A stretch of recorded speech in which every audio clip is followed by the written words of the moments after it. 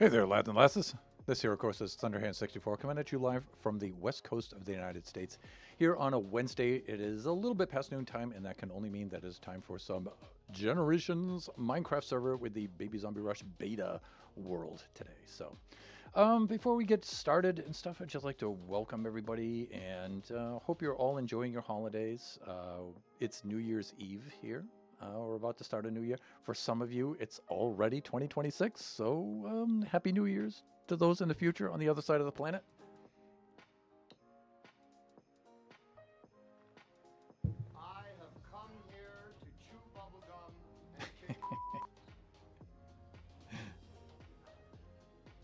all out Out of of bubblegum. bubblegum. Welcome on in, Sage.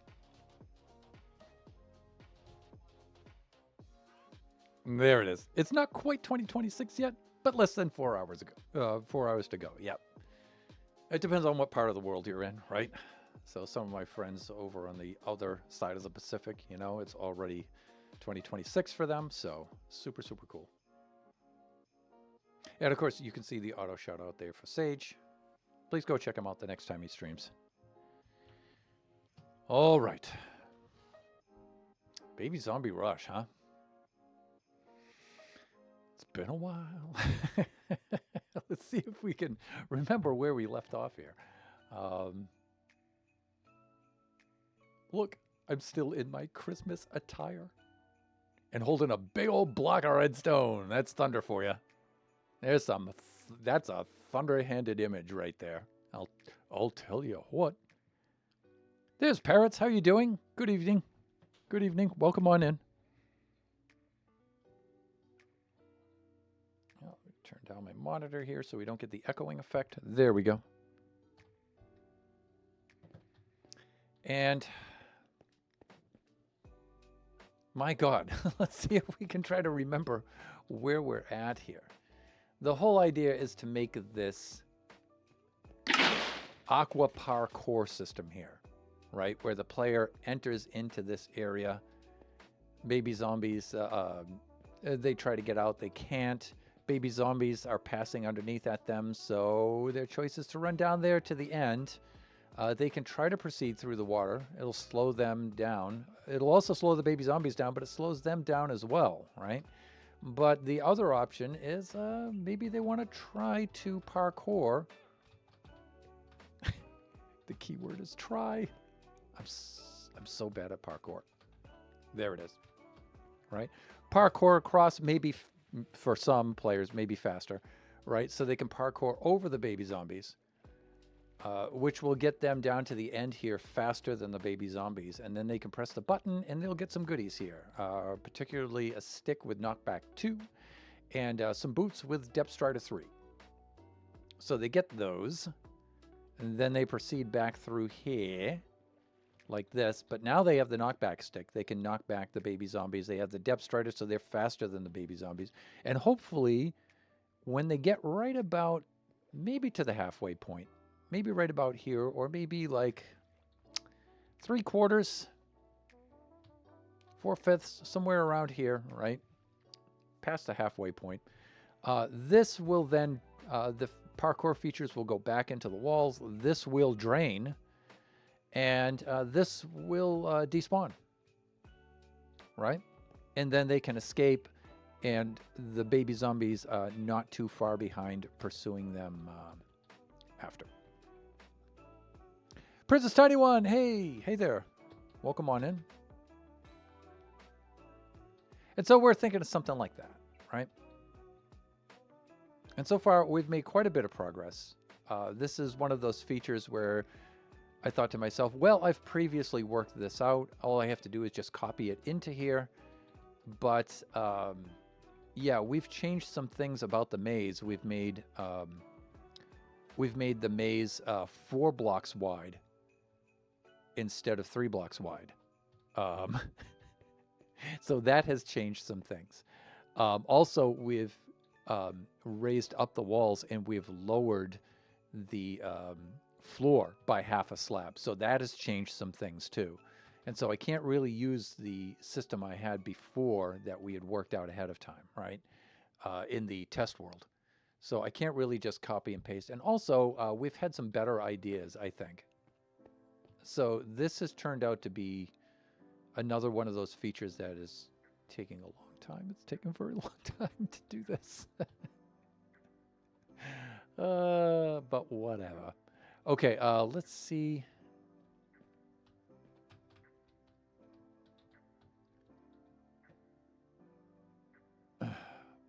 Really? You know, if I could just be allowed to type. You know, I know how to spell redstone. I know that there's supposed to be a D right here. Can I just be allowed to put that in? Thanks.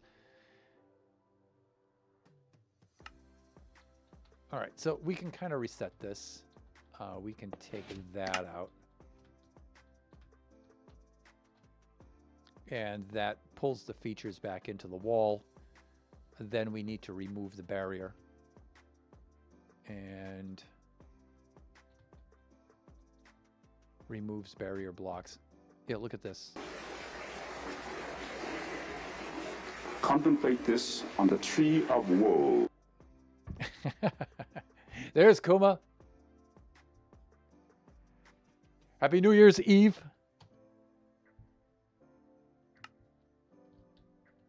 Actually, I wish Call Me Eve Gaming was on so I could wish her a Happy New Year's Eve. Going to be lurking, so I don't know what stuff I will suffer. Okay. All right. Appreciate the lurk, Kuma. Hope you have a Happy New Year. I hope you're over your flu. All right, so if I do this, it should just remove both. There we go. It should remove the barrier blocks, though, right? Okay, should do that. There it is. Okay. So I'm floating above the trigger area right now, so...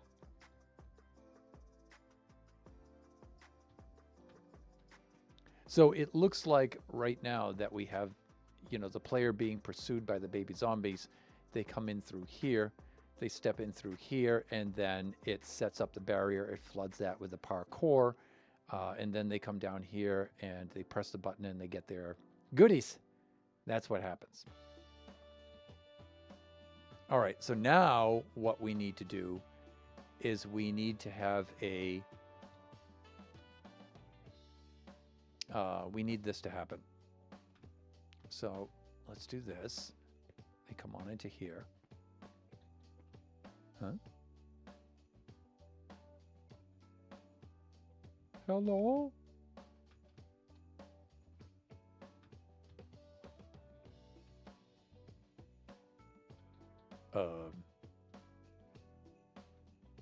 Oh, wait. I think that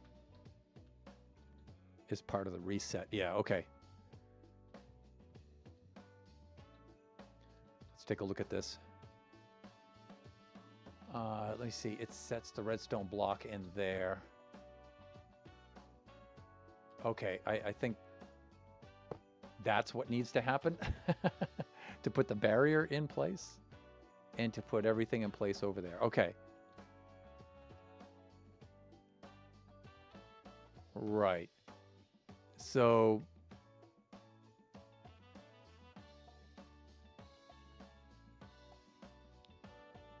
that, I think, has to be constantly powered. Barrier slabs.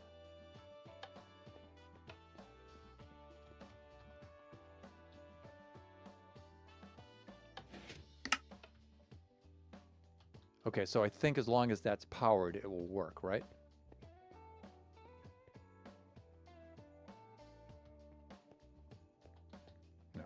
So we have to relearn what we've done before.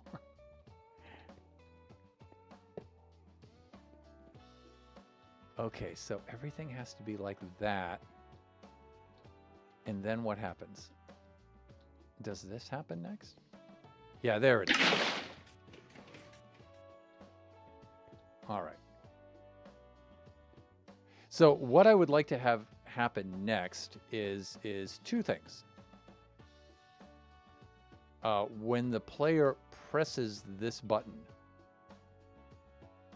and gets their goodies, pressing this button also undoes this, removes this, And also, simultaneously,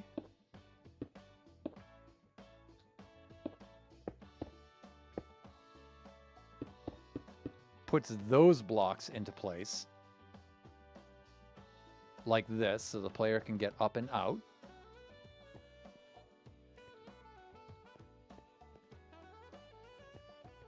And then as they leave, probably when they get right about here, we'll leave this in place for quite some time so the player can't get back in, right? And leaving that in place for quite some time will prevent the player from going in and out and in and out and in and out like that and breaking the game, right? So that's the idea.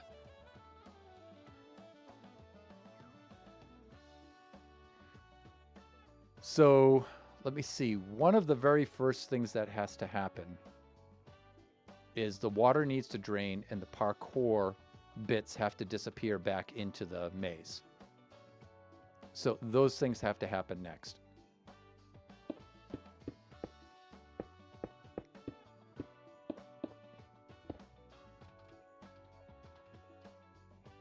So let's work on that. Now, I believe I was building a countdown clock here, and I think that's what this is over here. So we can do that.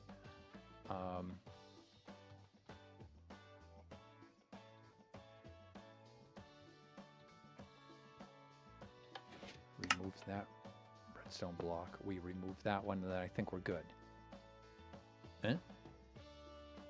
This.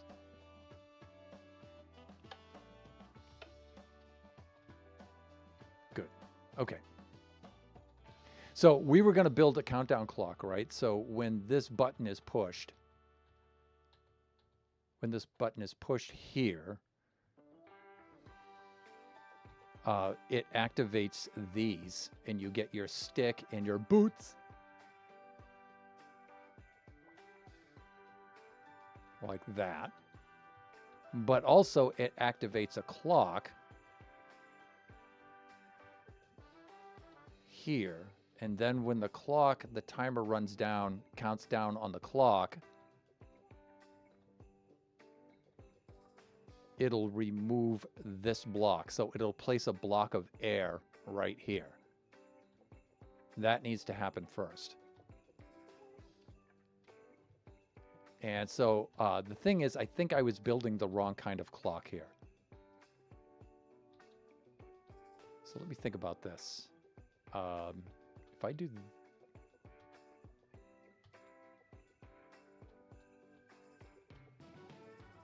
All right, let's do this so the dispenser won't be working every single time.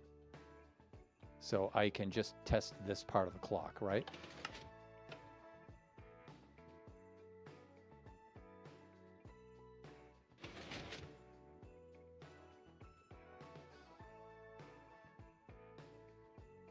Okay, good.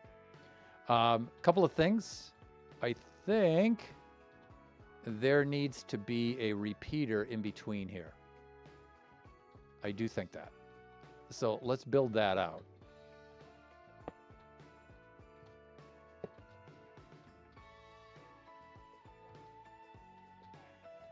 Or there needs to be a repeater here.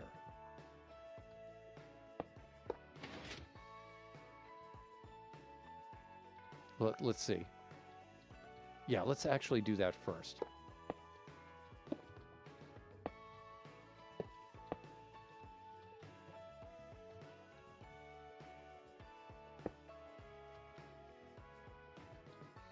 And let me see what I was doing here.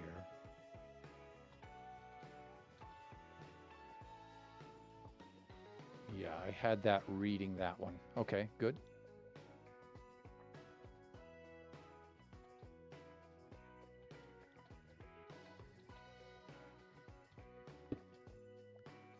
Like that.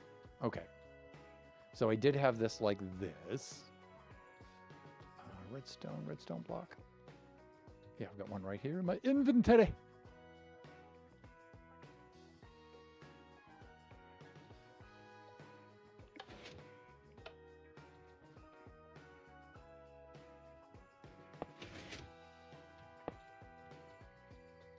So we have something like this happening.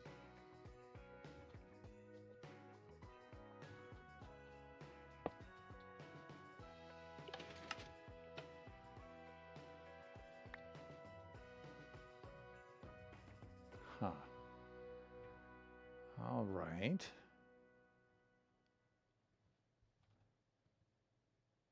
Oh yeah, because I took all the items out. Let's do this.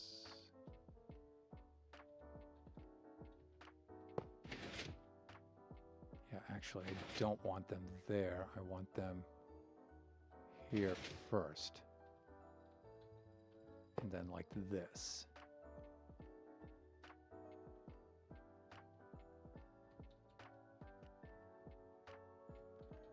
Okay, it doesn't lock things from going in. It just locks things from going out. So I do have to remember that.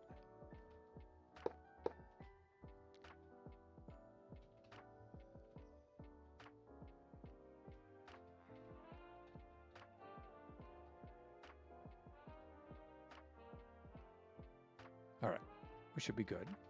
Yeah, so I'm thinking what I need is, I mean, this is nice and compact, but I don't really have to worry about compactness so much down here. I think here I might need a, I might need a repeater there.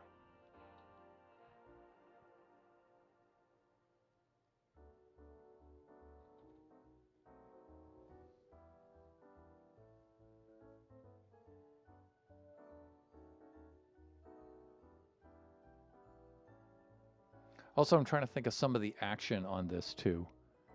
Like, you know, should I have a T flip-flop here or not? Because I don't think I need one. Like, I don't think I need the T flip-flop here.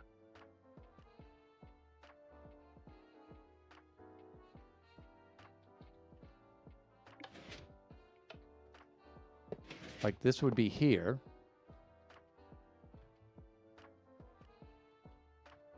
And then if I do this, it doesn't matter if this stays extended or contracts outward.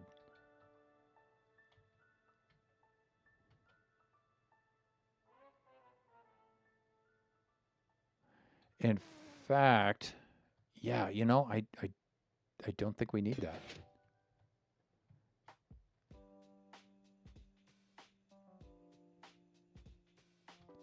Now, let me see.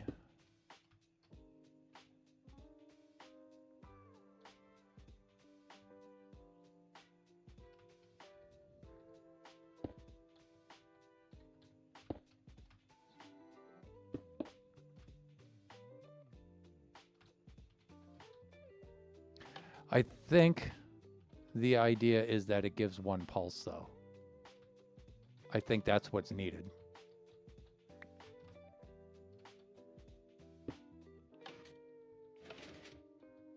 And this won't read an observer updating like that. It has to read the pulse out of it.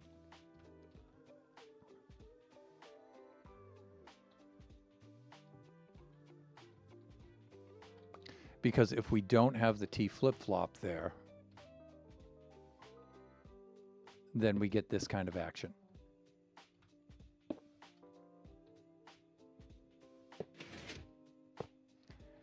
And we get that. Which, you know, it's not so much of a problem. It would be better if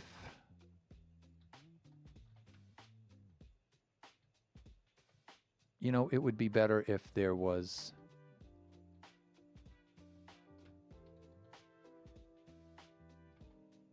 a repeater there like this, so this would push forward and then retract back.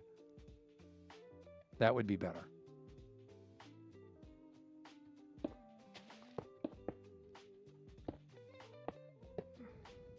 And what I'm doing is I'm rebuilding this because I'm thinking I can combine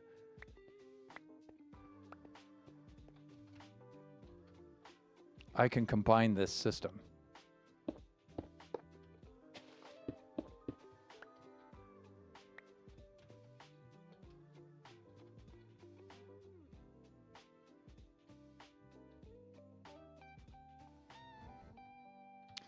I can do what? I can bring this. Yeah, one of the other things is moving this over too, right? So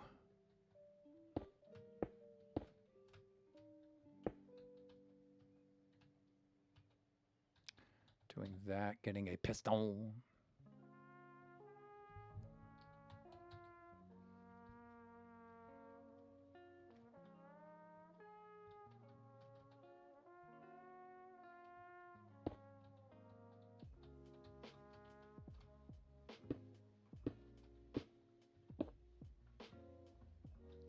I'm actually thinking something like this.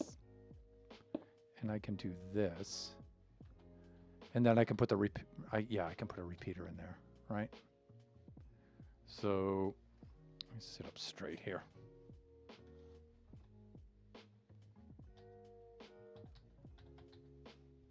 Like this.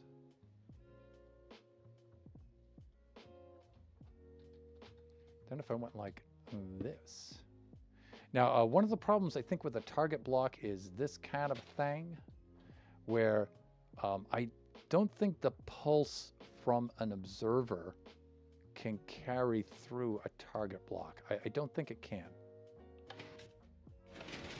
No, it can. It totally can.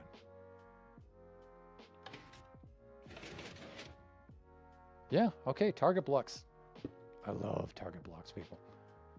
But gosh, are they expensive. All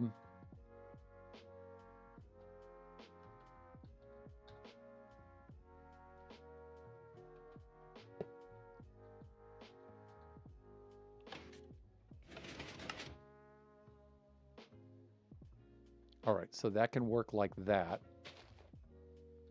Now, the other thing is I don't think a piece of redstone just adjacent to a target block can conduct a signal. Yeah, it can't. Totally can't. But it might be able to do something like this. A little bit of redstone dust.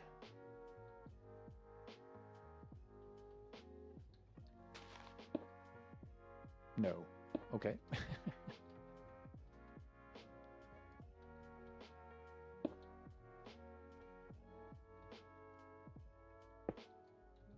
So this could be one of those things where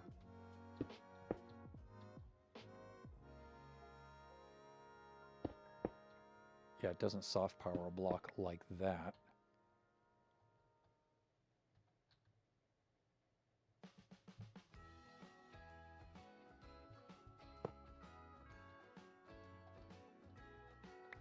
One of my limitations in the configuration is having these where they are, right? Because, you know, the player is going to be, I want those items to pop up right there through the floor, because I think that's right about where the player is going to be. So I don't want to move these, and they have to be pointed up. And so I am kind of, and this kind of has to be where it's at. So I am kind of limited into this configuration, right? So I can push a redstone block to be under here, but then I need a redstone block under here to be powering those above.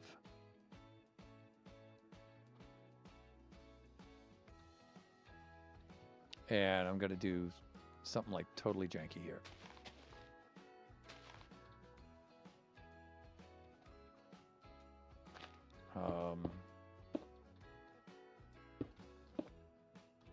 Look. I said janky, not just outright stupid. Hands, please.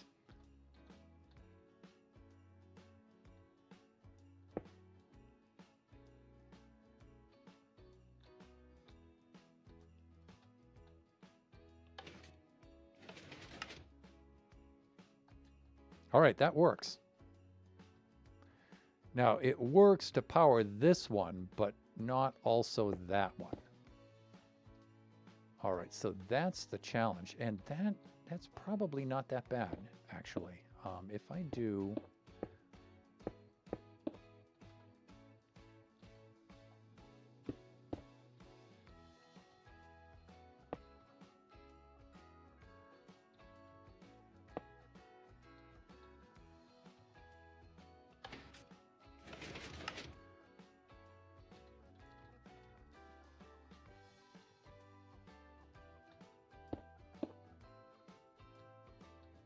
out of goodies.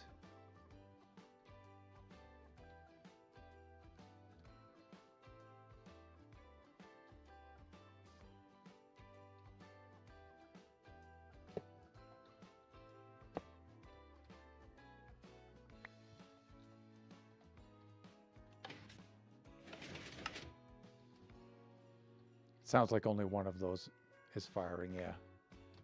It's weird because you don't get both of them firing. That kind of sucks.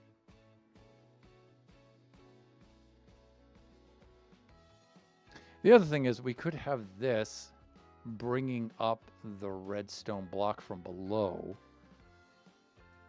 at a different point too. We could have that. Like, for example, if I brought this down, like say maybe to that level, okay? Like that. And I did something like, let me get way down here. Stop. When that extends, that's too much.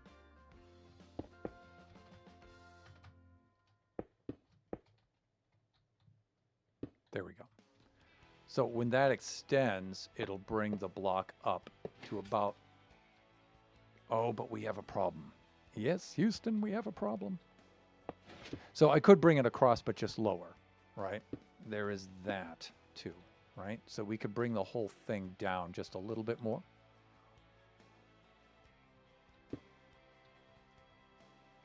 So we can bring the block down to here.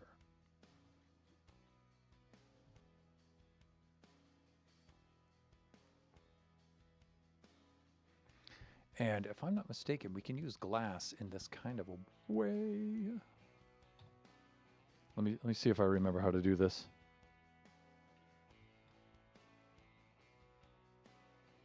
Use some old school redstone here.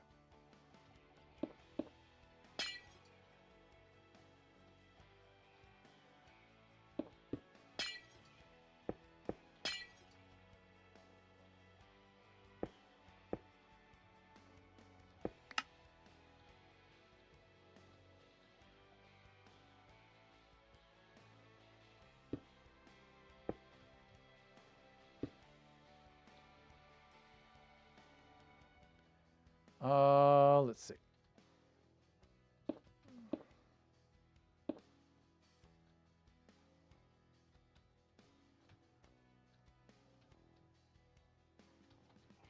Just got boots on that first fire.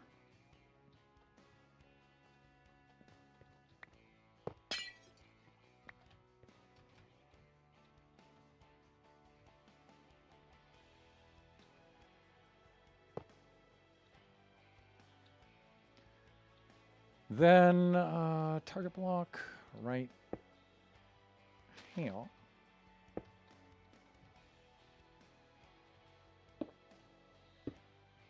Ugh, I needed that.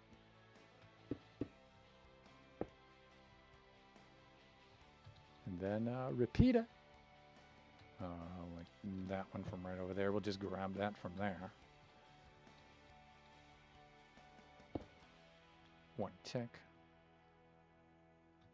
I think this can do this kind of a thing.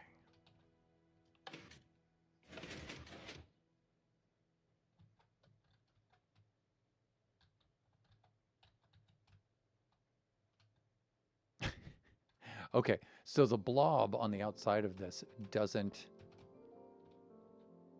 feed these, right? So you would either need some target blocks here, right? Or you would need some repeaters going in like that, right? To feed the pulse into, wow, they're so hard to do. They're so hard to do.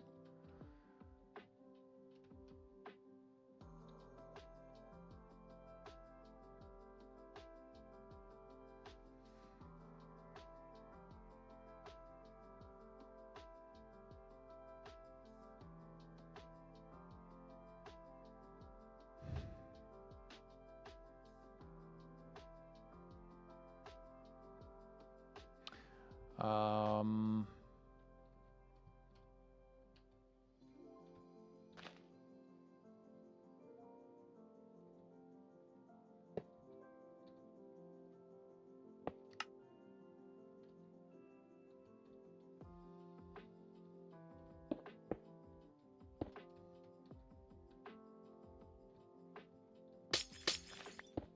oops.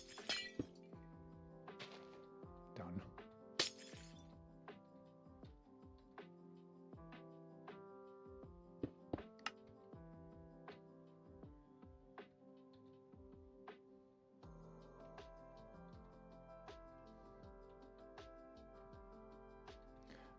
This makes this a little bit more difficult.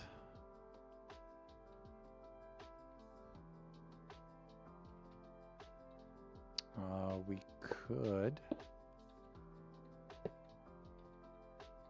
Yeah, that doesn't help there.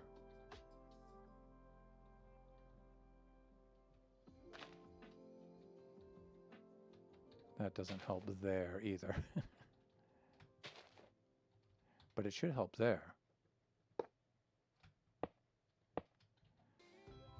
And we have some moderation we have to do.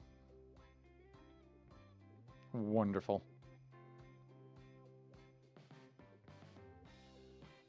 Yeah, and bye-bye. Happy New Year. See ya. 2026 is going to be a continuing year of no solicitation.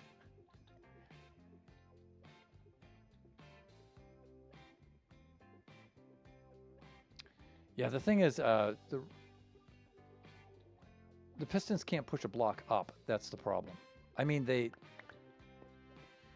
because of quasi-connectivity. So...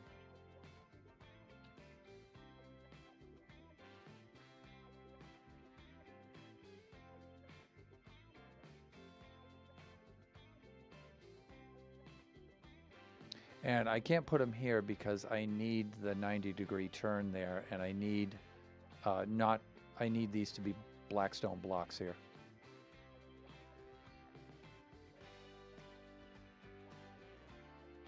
Yeah, this is tight spacing here.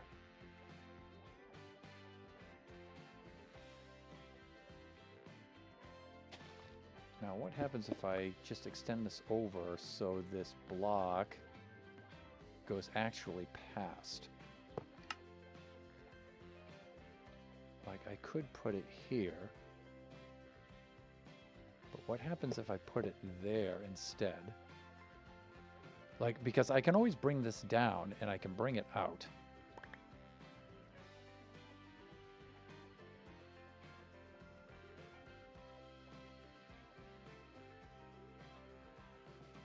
For example, I could use like a slime block here, right? And I could do something like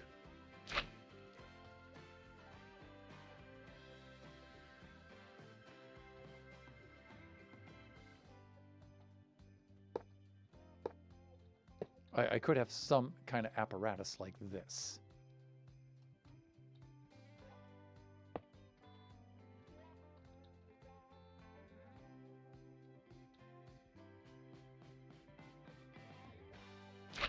You know, you can always use slime blocks like that too.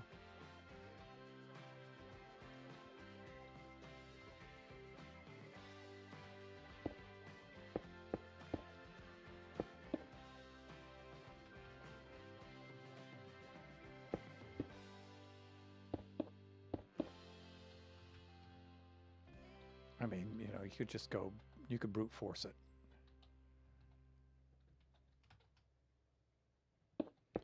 You could either do that,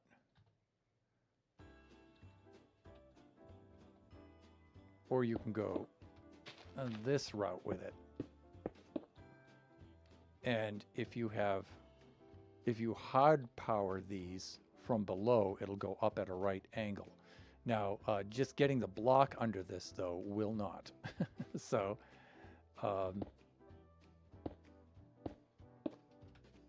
it has to be this kind of situation.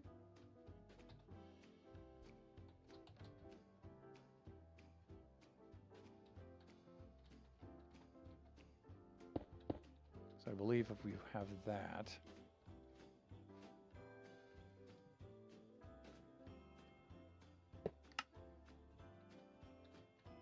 This doesn't transfer up into there, though, automatically. Because if you look... Oh, no, no, it did. Oh, wait.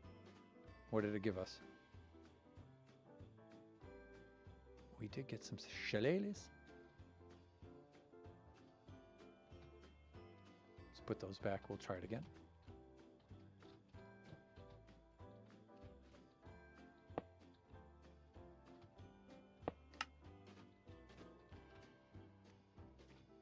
Yeah, that makes more sense. Just one of them fired. It's getting both of them to fire. Seem to be...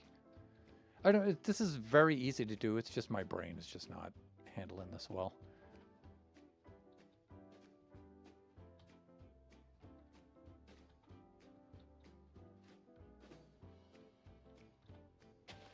For example, we wouldn't need that because this would fire that.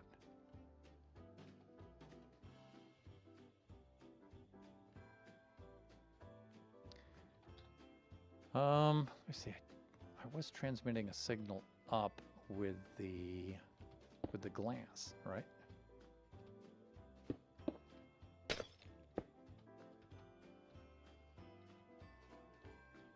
But see, it needs to take a 90 there. Now we could. Oh, we could maybe yeah, bring it in from the side.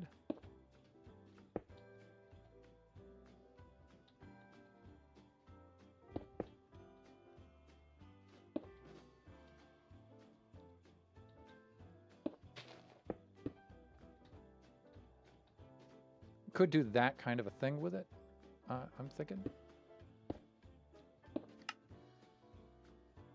I mean, this doesn't have to be glass here. This... I mean, it could be that. We could get rid of that. This can stay. This can all come up by one block.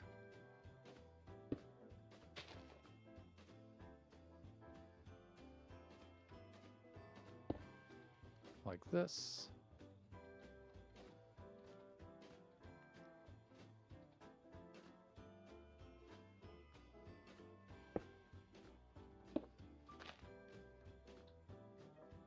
This can head on out like this. That can do that. And we can do this.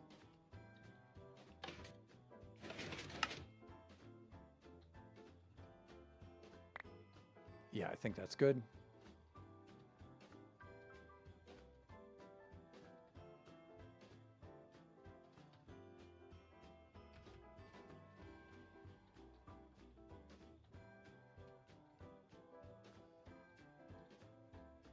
Now, the idea of having it drop the block off with just a piston is that they can't use it again.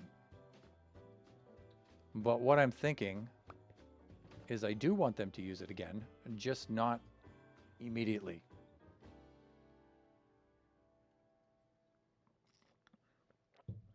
But I don't know. I'm thinking once per round should be good enough.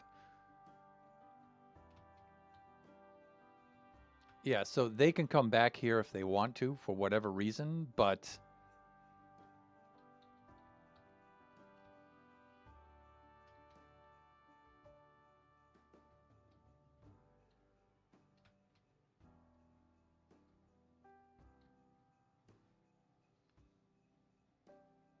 Because I'm wondering if I want them to be able to use this multiple times or not. One of the reasons why I'm thinking have them use it multiple times is because if they happen to come back through this maze again and they don't know where they are, I don't want this to clue them in to, oh yeah, I was here once before, right? And you may think, oh, well, I have an excellent memory for mazes and stuff like that. Yeah, when you're running from a horde of bloodthirsty baby zombies, then yeah, the pressure's on, right? And so, yeah, I don't want it to be incredibly obvious that you were here before. But I do feel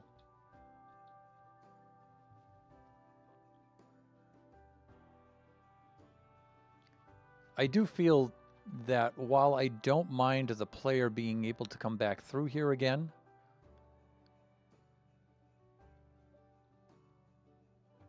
yeah, I'm kind of torn about things like this with gameplay.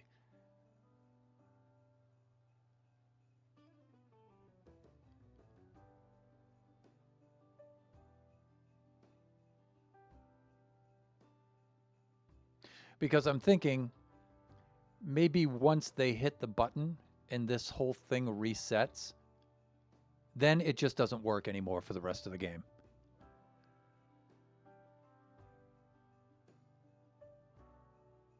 I'm thinking really that's the best way to do it, right? Because I'm thinking multiple boots and multiple pairs of shillelaghs. Well, you know what? Like, how many times are they going to come back through here? Maybe,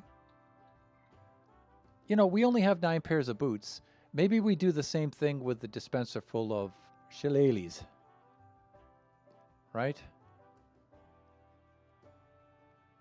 So yeah, you can come back through here if you want after a certain amount of time. But, and maybe get another one, but it's probably not worth it, right?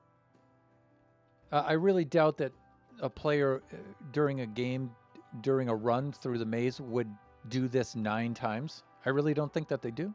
So I think a limited time, if I can't decide like fully on through the rest of the game or fully off through the rest of it, let's do something in between. How about a limited amount, right?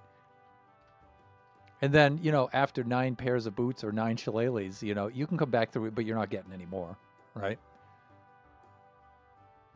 I think that's the way to do it. And I think we should go with that for right now. All right. So we got to think about this now. I feel like I've got a better system in for this.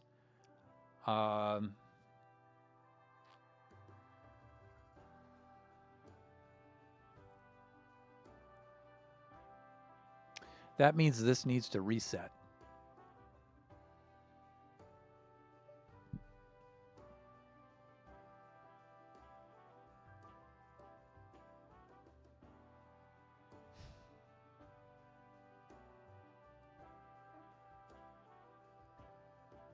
And if it stays extended out there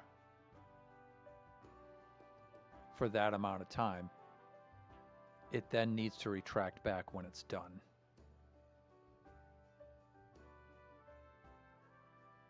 That means this needs to be a sticky piston.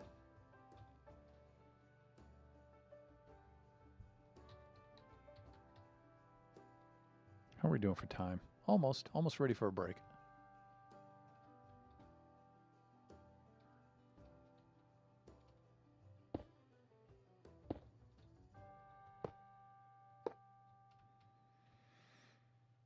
All right, so I'm thinking you press the button, this extends, but it stays extended. And then when it's done, it retracts and it's reset.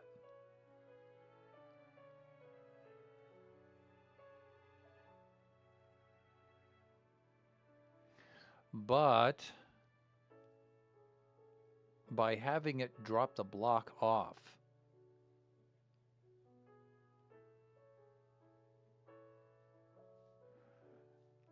all right, I got to think about this because one of the other things you don't want the player to do is to push the button, push the button, push the button, push the button like that, right?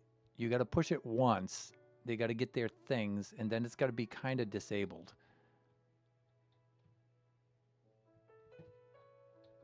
So, you know, you got to think of human nature here. Like, what would a human do here, right? You're thinking the human would press the button once, right? And they would just get their stuff and go, right? But human nature, you know, can't predict what the monkeys will do, right? What their little primate brains will do, right? They could just like press the button multiple times. So that's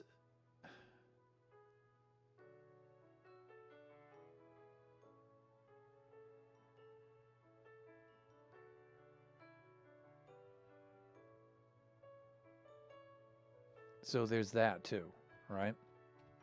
And if that's the case, now we have this kind of situation we need to deal with. And that means we need to have a push-pull, right? So we need to have that kind of situation where this block pushes it into place. And so if they, and then when the timer goes off, it pushes it back, right? So we don't have this kind of thing where you can press a button, it'll push this and retract it back, push it and retract it back. A sticky piston would do that. You need a dual piston system like this. Yeah, and this is where the clock comes in, I'm thinking. This is where the clock comes in.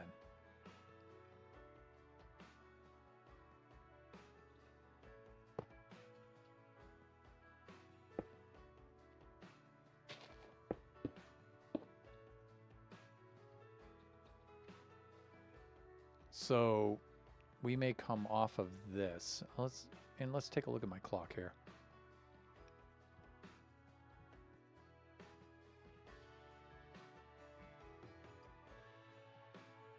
Because you can see where I did a similar thing here.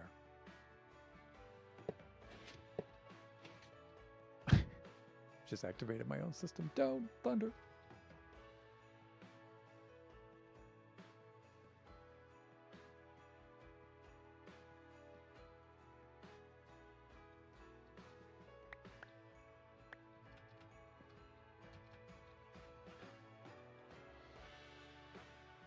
Now this one is activated immediately right off of the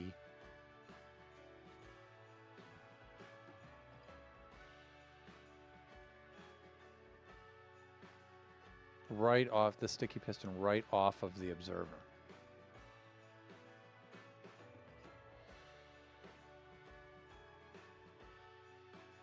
So you could have like maybe this one like this. And then this one like this. This one like this. Right? And then when you do redstone like this.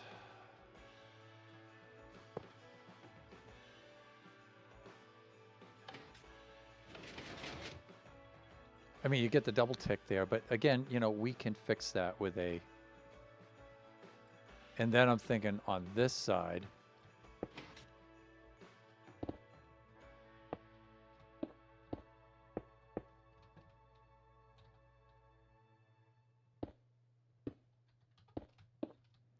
then on this side, after the counter goes off, it pushes it back and resets.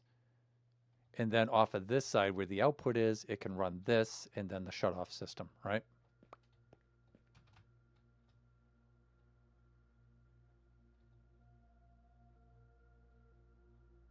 And the cool thing is, while these are powered, they're locked. So it doesn't matter how many times, because this is not a sticky piston, you can keep pressing the button and it won't pull the block back. So that's also a good thing. Right, so that helps us there.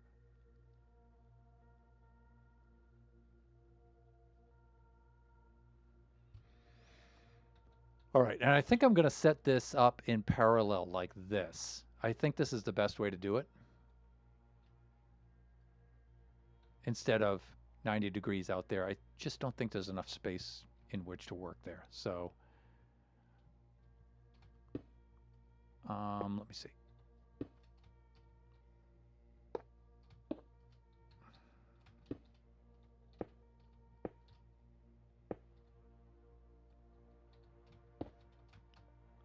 I am thinking that we do something like that.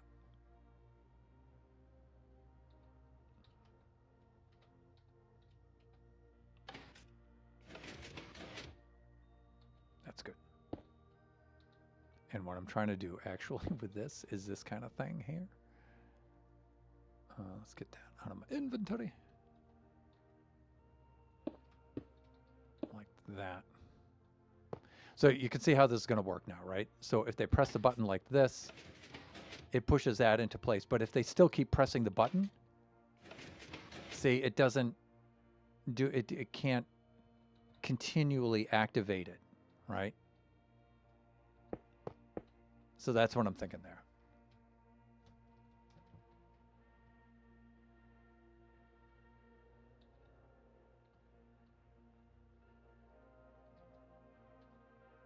Then here's the sensor and the outputs on the opposite side. So next thing we're going to need is two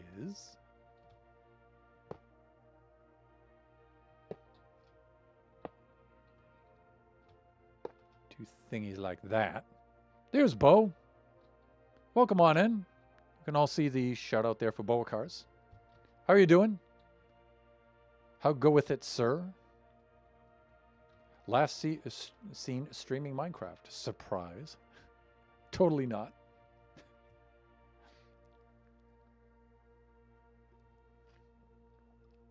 Been better. Okay. We got a new year coming up. Hopefully 2026 is going to show some improvements. Happy New Year's Eve, man.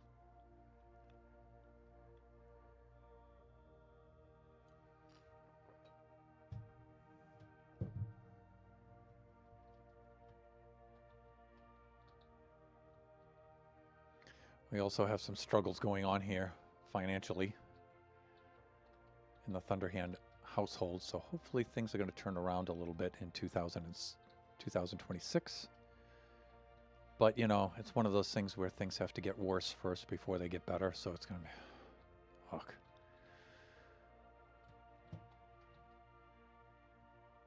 PC died. Waiting on a new one. Found a good enough for now deal. Oh, okay. Ugh. So how long ago did it die?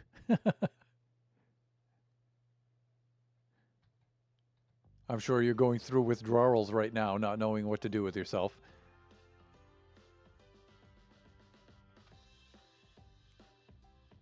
Okay, so this is the initial setup here. Right, and let me see, the load should be going here, I believe.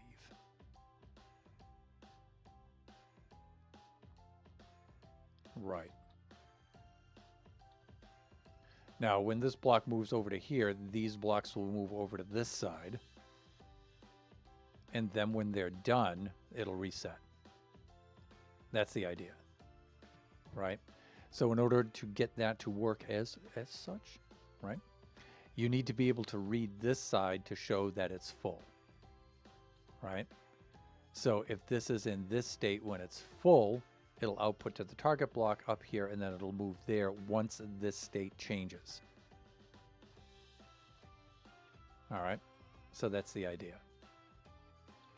And this will go off when there's no items in that hopper, right? So that's the idea. So let's try that. And let me see, I want the output to be on this side. So I want the observer and stuff to be comparator and all of that to be over here like this. So as long as this has items in it, this will read. When this no longer has items in it, it won't. Right?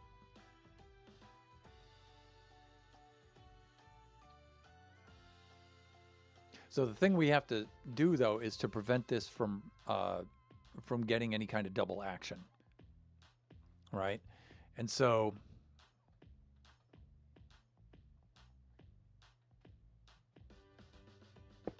it depends on how you want the initial state set up. Right? So this will push over here, and all of these blocks will start to empty out. And then when it is emptied out, you'll get this will shut off. It'll see this, push this back into place. And then the blocks will start to flow back again during the in the other direction. And if it's fast enough, this won't flicker off and on. So that's how I built the other one over there. So if we do that, and then get some dust, yeah, like this. Now, the output can go in a couple of different ways, right? And that's the cool thing about this. You can use the redstone block itself as an output. So when the block gets pushed over here, the redstone block can do the output. Or you can get the output from reading off of the contents of this. Right? It depends on how you want the timing and how you want the action, right? So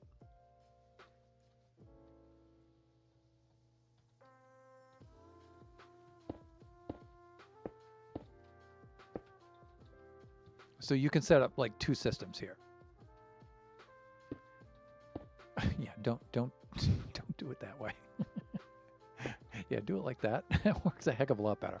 All right, so you can do it like this. So the moment this gets pushed into here, the first item will flow into here, and then this will get a reading, and then it'll send out a signal, right? So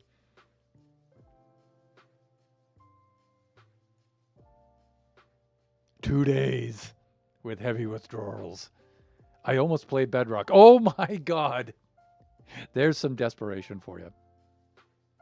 All right, we are past the hour by about 7 minutes. That means I'm late for running my ads. I'm going to run, I'm going to take a 3-minute break, run some ads, and then I will be right back. We'll be back for the second half.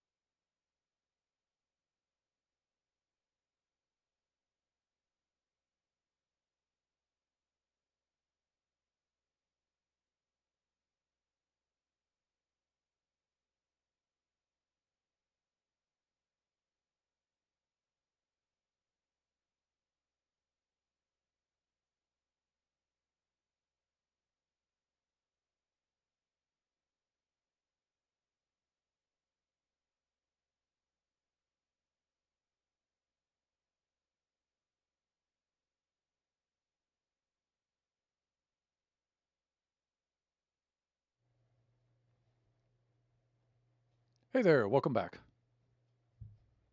Let's reset the track, the playlist. There we go.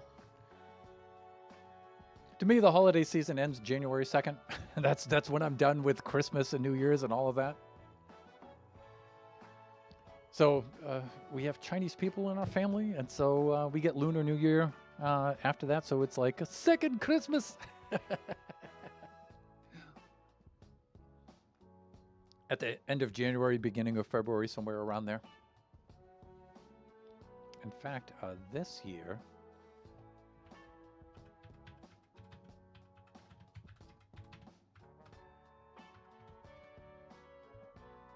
February 17th, a little bit after Valentine's Day.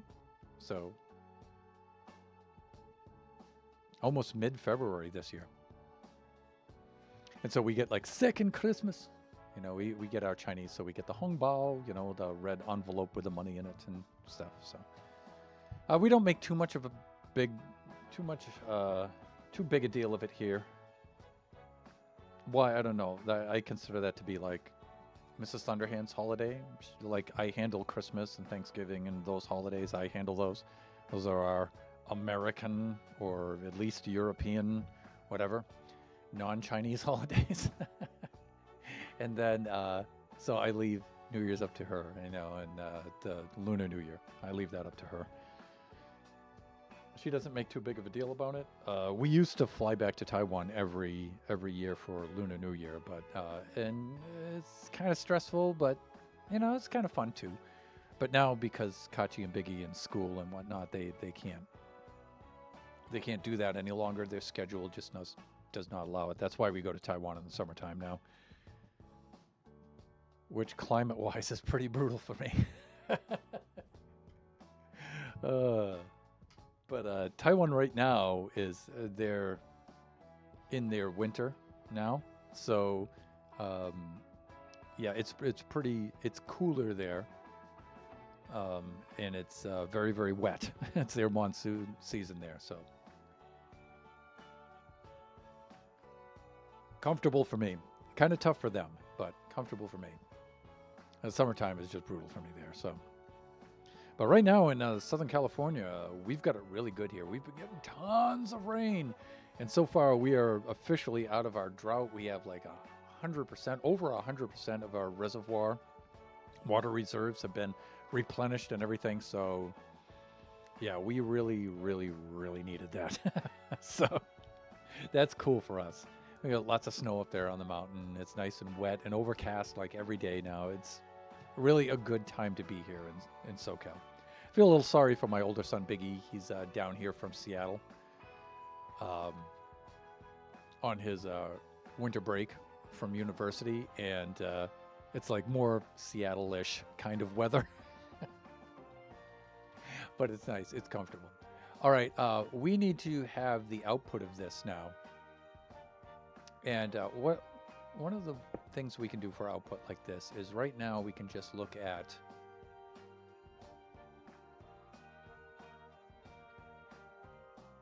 we can just do one of these kind of things just for now, just so we can get an idea of what we want to do, right?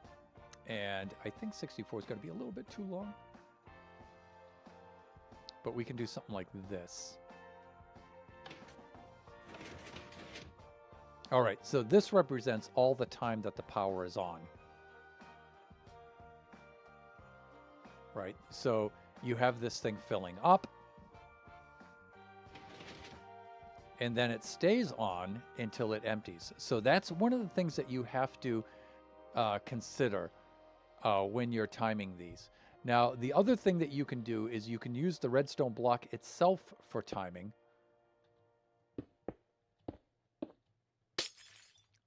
Oh, why did I break that? I didn't need to do that. And you can use like a repeater. Like a repeater. No, you can use an actual repeater. And you can do this kind of like this. Right? Where you can get this. And then you can use the redstone block while it's running. And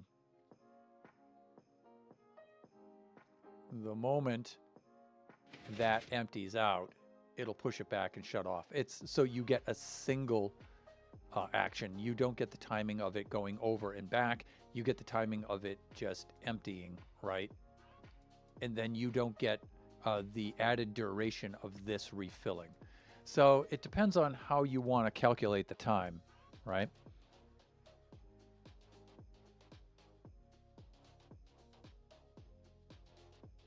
Uh-huh.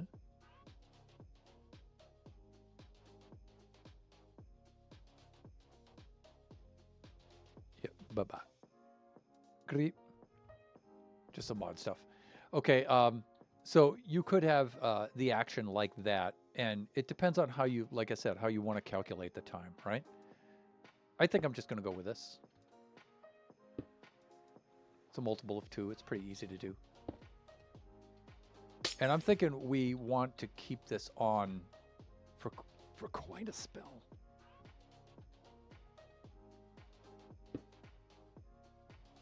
So let me see. How do I want to do this? Let me do this.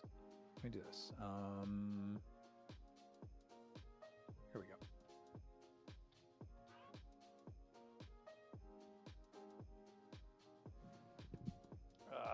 Let's get an approximation here.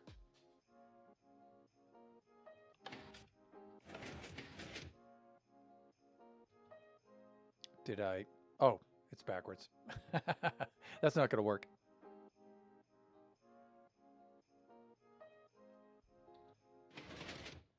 Yeah, you know, the comparator actually has to read the hopper. Thunder. There you go. Hey there, genius. Yeah, that's how that works. Okay, so we can go like this.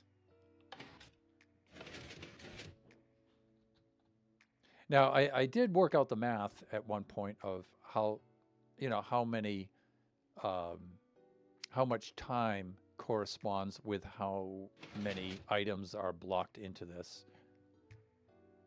loaded into the hoppers. But I mean, we can just run the stopwatch here because this doesn't have to be that exact. So that looks like it's about 25 seconds. So let's take a look at how this runs now. All right.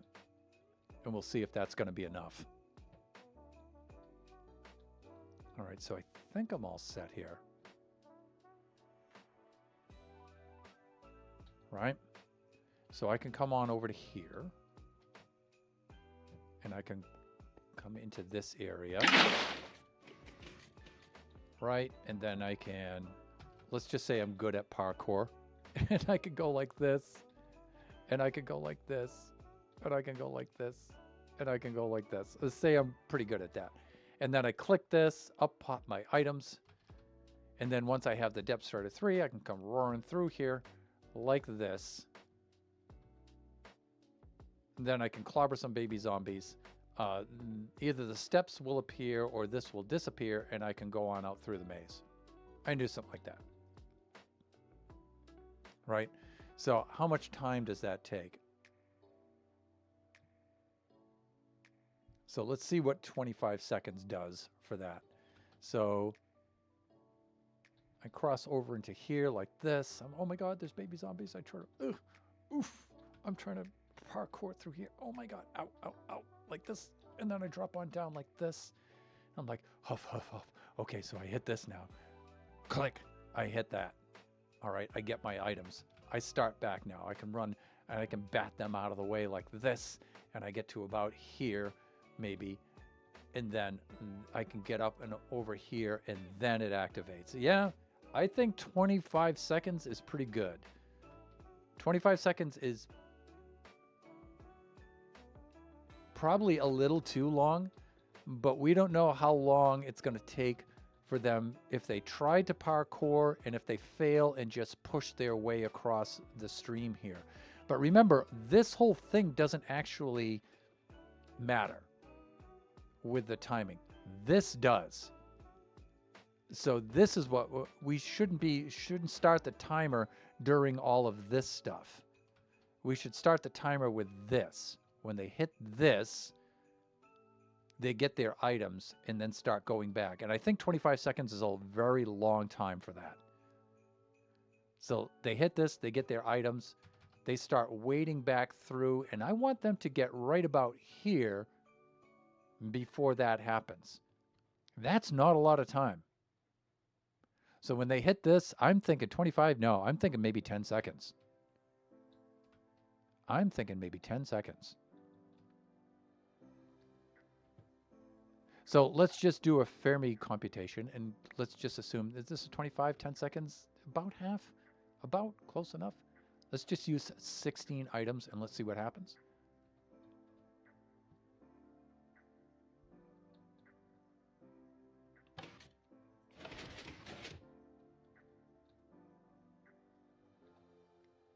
Technically, it should be about half the time.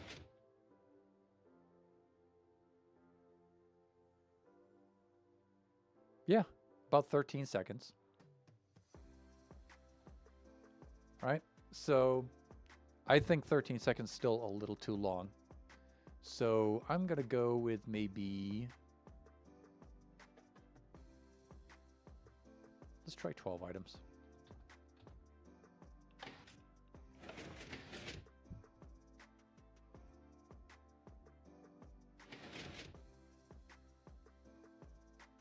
So I'm going to try like 10 seconds. Yeah. That's a little bit less. It's like 9, but then we can see this happening. All right. So we have our clock and everything set up the way that we want it. All right. Now we need 2 things to happen here. We need the dispensers to fire once. Right? We need the dispensers to fire once. And then we need the system to reset. So we need to have this redstone block appear here. Right, so that needs to happen. And then we need these to disappear. Right? And so having this clock in place, even if this is the only thing we accomplish during this stream, this is a big step. I know it doesn't seem like it, but it is. All right. So from here, we need to have 2 things happening. Now, this makes this a little easier.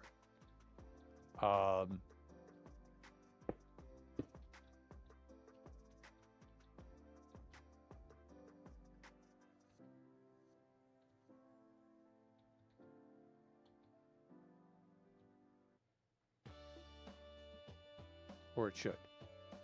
It should make it a little easier.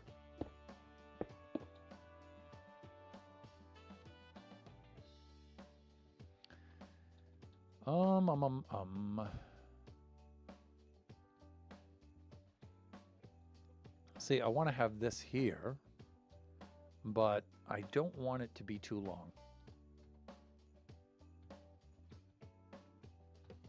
I could have it come out the other side like this, and this gives me a little more room.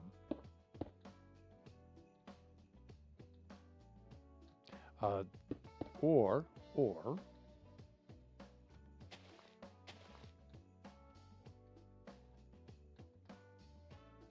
and the good thing about this is if you put redstone on there, see how it bends the redstone 90 degrees in, so you don't need the repeaters. That's cool, huh? Nice thing about target blocks.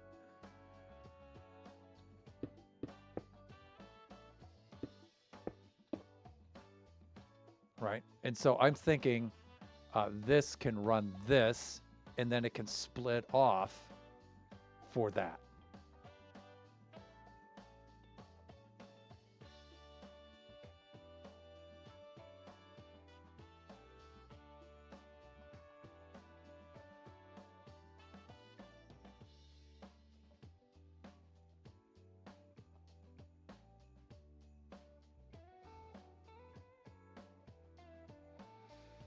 All right, now we got to think about this next part quite carefully. But let's see what happens here first. All right, let's see if we can get that working first, and just let's establish this.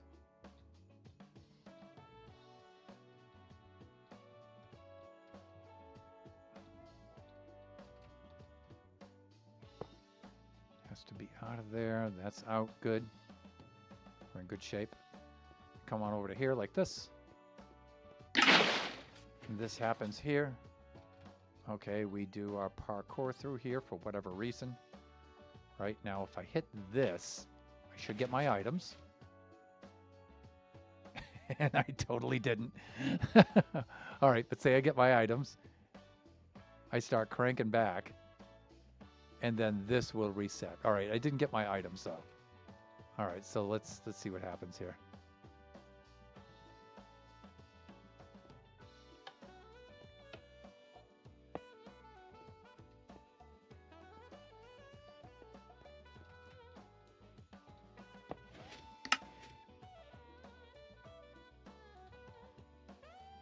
We're good.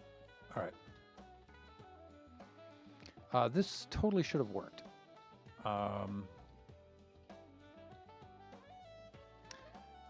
So let's recreate the situation like this with this, and then this.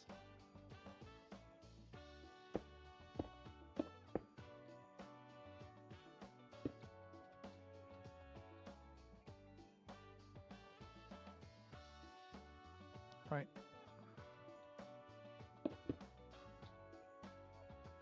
And let me see. Let's get rid of all that stuff because inventory's getting clogged here.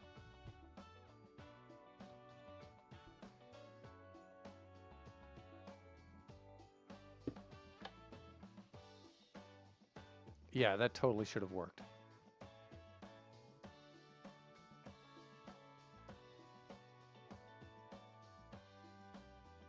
All right.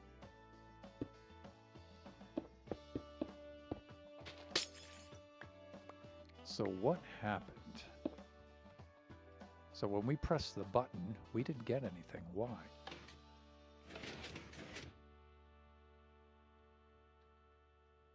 Oh, we're not getting enough of a signal out of the comparator because of the items. Right, there's not enough items. All right, so we need a repeater here. Signal's too weak, and that's very easy to take care of. We just do that. Now, that might be a good argument to take the signal right off the redstone block itself.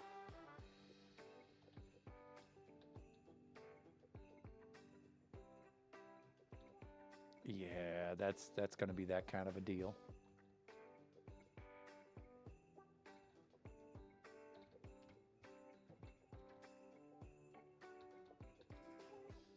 All right, I think we're good.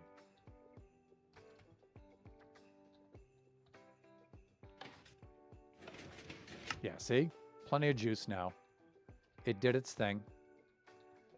We got our items.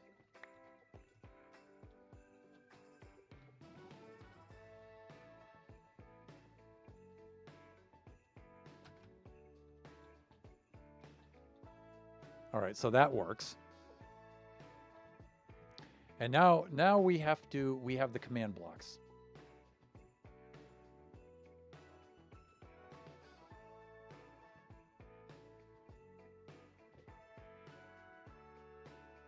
And now here's something to think about.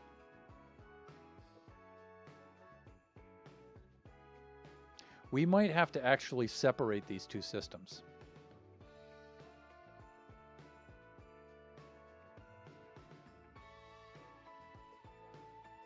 We might actually have to separate these two systems.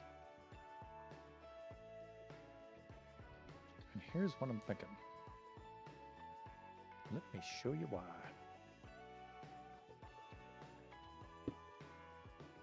Wow, that just went nuts.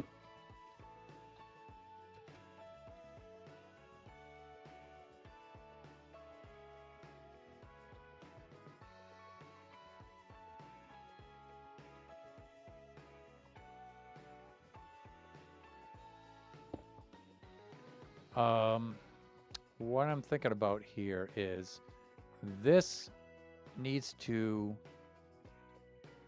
happen immediately the moment you press the button, but this needs to happen eventually. And this is giving us an on and off kind of thing.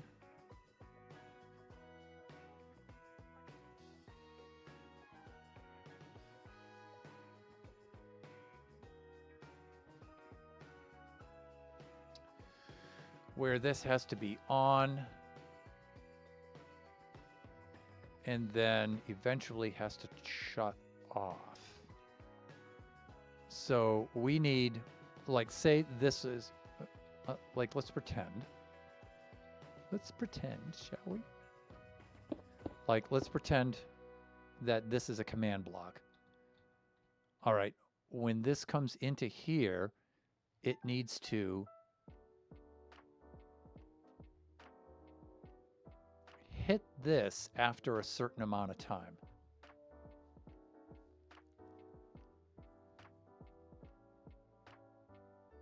So that has to be hit immediately, and then this has to be hit a certain amount of time after that. So that's why I'm thinking we have to separate these, right?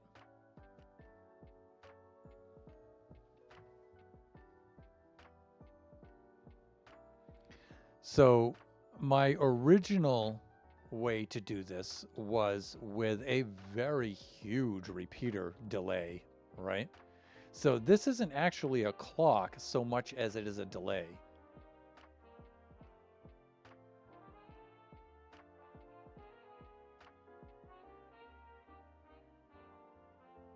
So we have to treat it like that.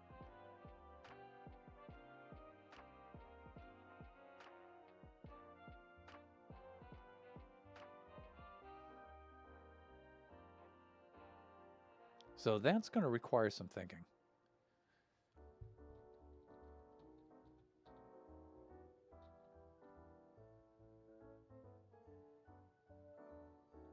Yeah, I'm going to have to separate these two. I'm pretty sure.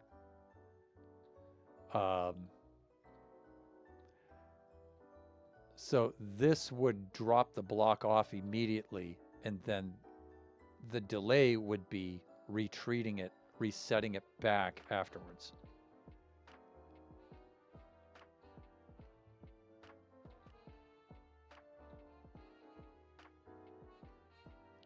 And that might be able to be achieved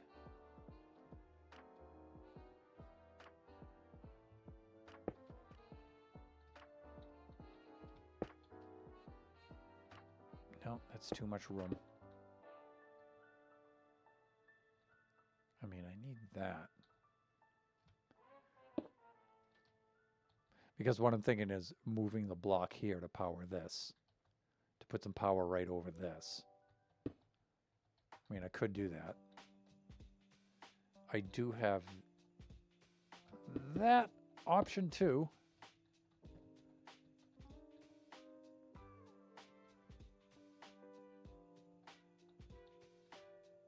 Where if this were here, I could put some sort of transmission block here. But see, yeah, that doesn't work, right? So soft power block also doesn't work. Right, you would need, I don't think a redstone lamp would do that.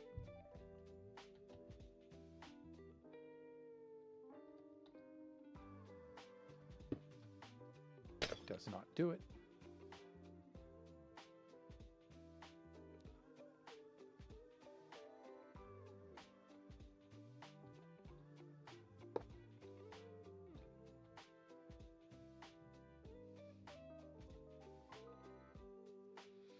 I guess one of the other things we could do.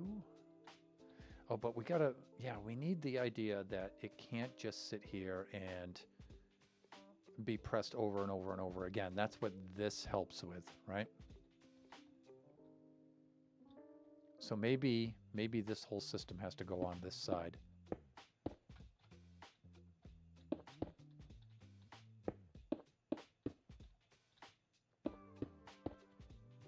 And then, like I said, it has to be separate, right?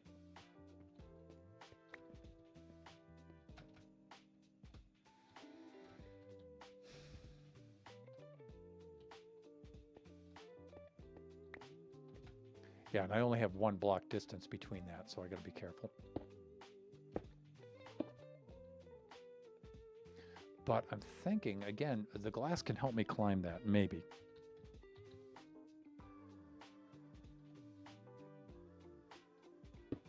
Like... because it can go through the transparent block. The thing of it is... yeah, because of this, it clips it. Yeah, I can't pass it up through. But what I can do...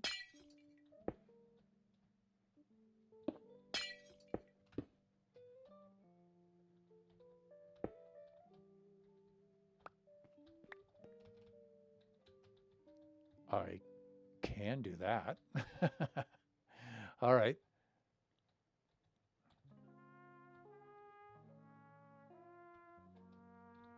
And since this would power this, it would power them both across. Yeah, maybe I could just do that, right?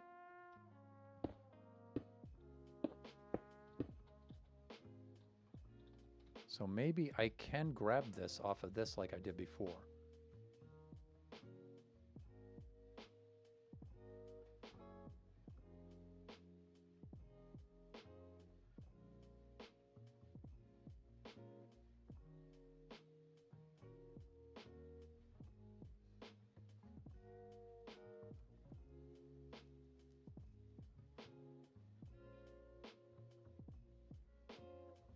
Okay, I think I've got a way to make the clock work too. All right, but let's get this into place first. So if I go like this, it should make both of those fire. And indeed it did. Now these will be covered like that, and it'll actually push those items up through, so that's cool.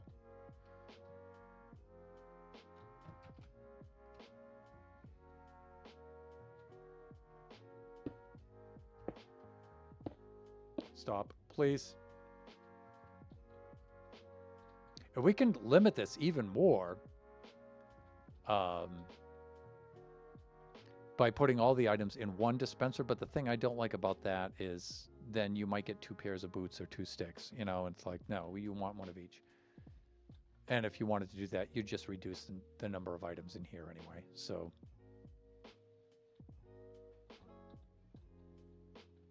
All right, so this works. This is what I was trying to do at the beginning of the stream. Thunder, really? Yes.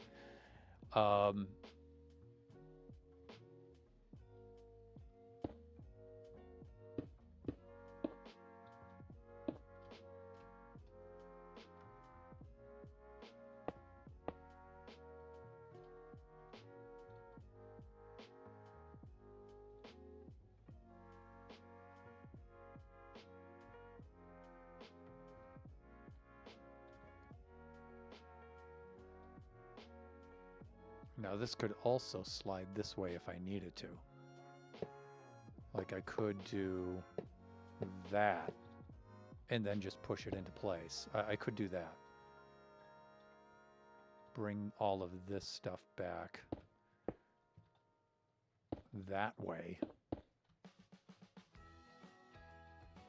And then this pushes this into place like that and then fires the both of them. I could do something like that. All right. So this will now depend on getting the initial signal out of here. All right. How am I doing for time here? I've got 19 minutes.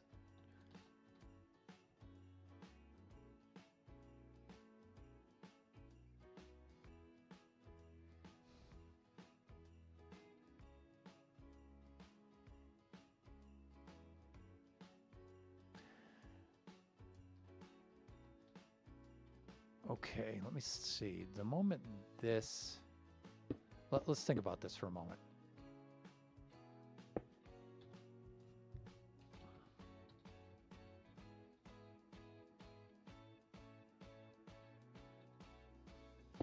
So this is what we want to have happen.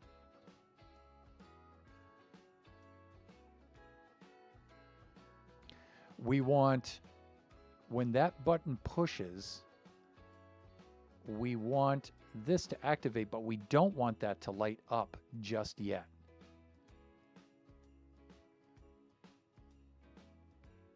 But it will the moment items start flowing into here. So I'm thinking an inverter.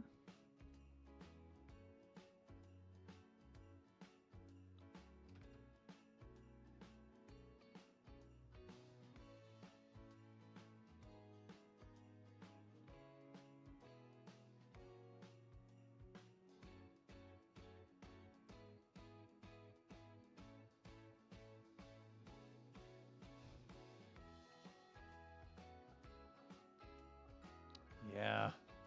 Yeah, because I think I'm misusing the clock here. I'm using the clock as a clock when what I really need is a delay.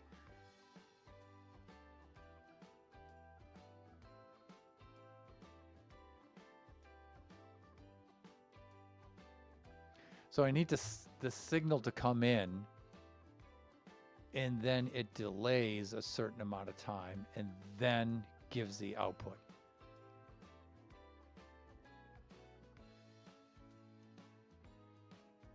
And then resets.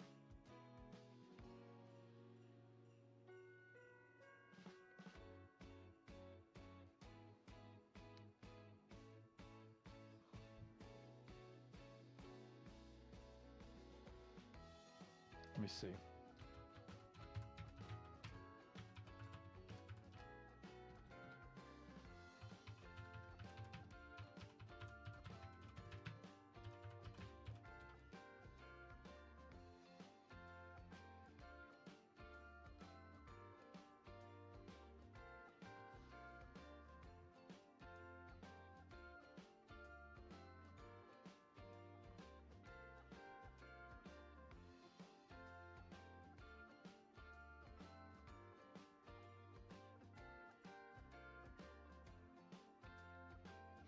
Yeah, what I'm thinking is you have an inverter, so it's constantly on, and then it shuts it off to send the signal, and then it's on again.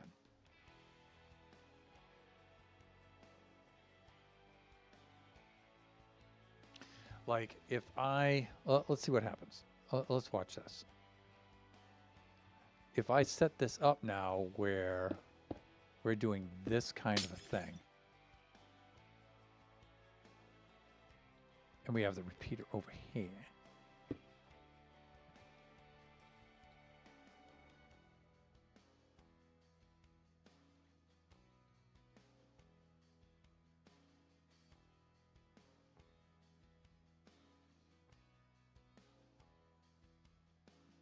Yeah, it's like you would want this to engage. And then when it disengages, that's when it fires out the signal.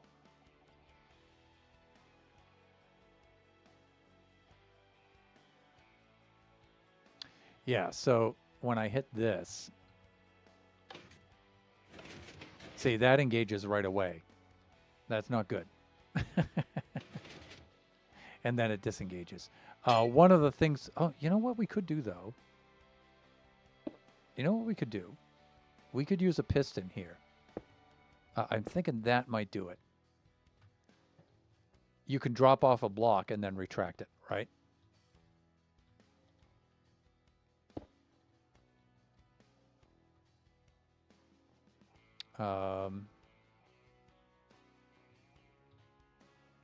Sticky.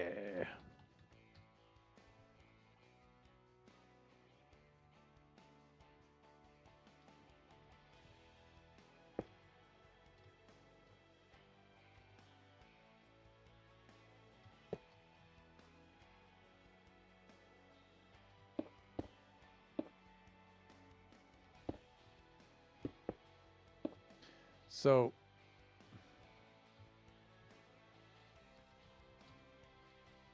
and I know this seems dumb, but you know, sometimes you have to work through the dumb stuff when you're like me and you're not that smart.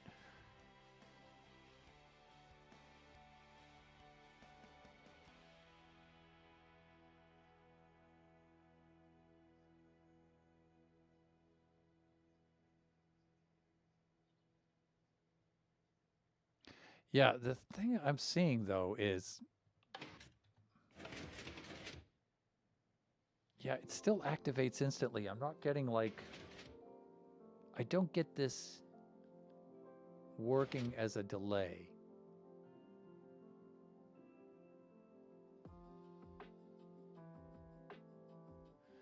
Like if I put the items over into here for the start,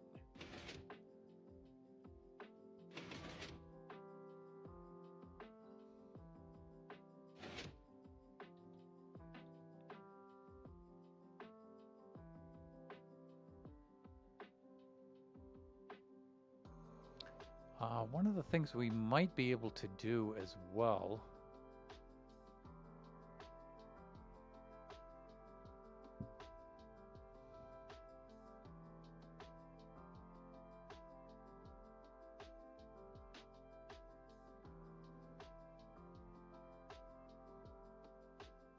I'm thinking of an inverter, right?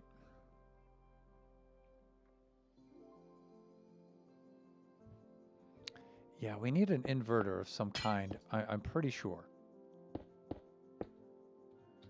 No, there's no E in torch.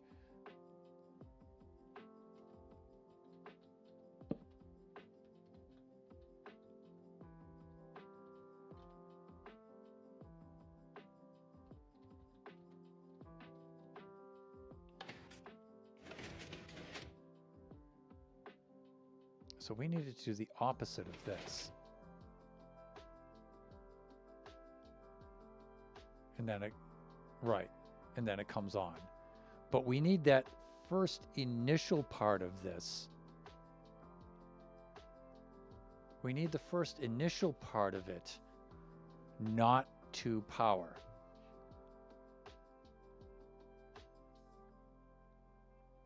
So we need some sort of delay with the output here. And that might have something to do with all of this.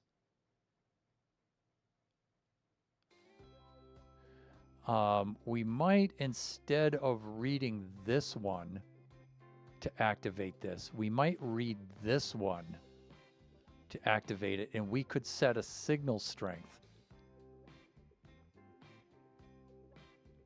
We could set a signal strength on that.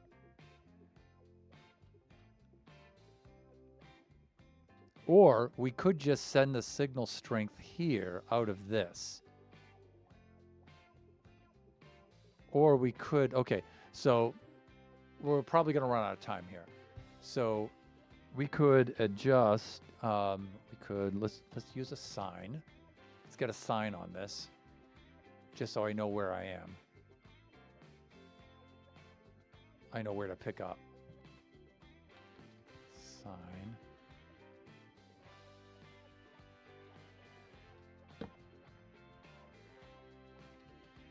Adjust output with signal. Can I fit strength in there? Not quite.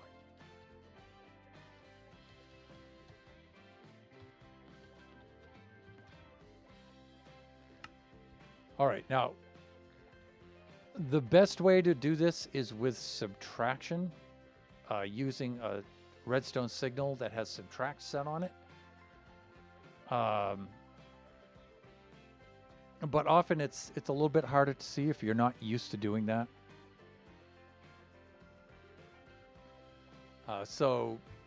And I'm not used to doing that. I have done it several times, especially when I'm using the AutoCrafter systems. I use it a lot with the AutoCrafter systems. But we can measure, for example, what the output is for 12 pieces of cobblestone, right? So we can do this, right? Let's do this.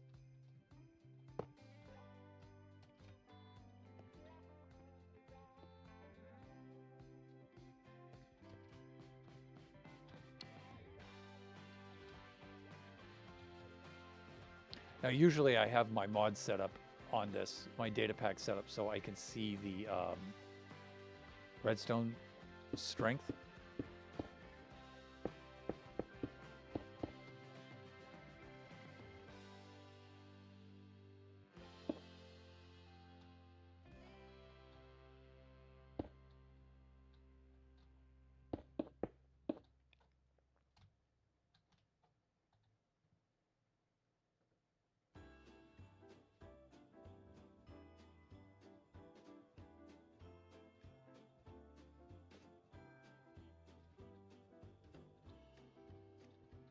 And then we can just lock this so it'll hold the items. There we go.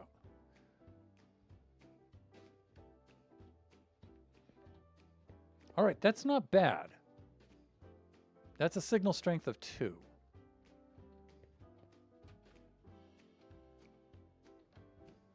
All right, so we can set this up so if it's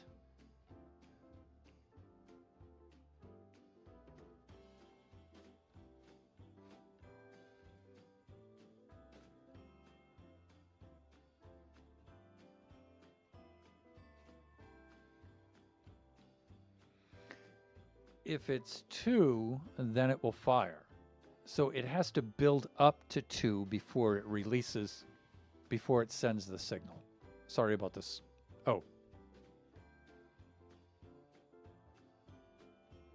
Wow, how much of that has been on the camera?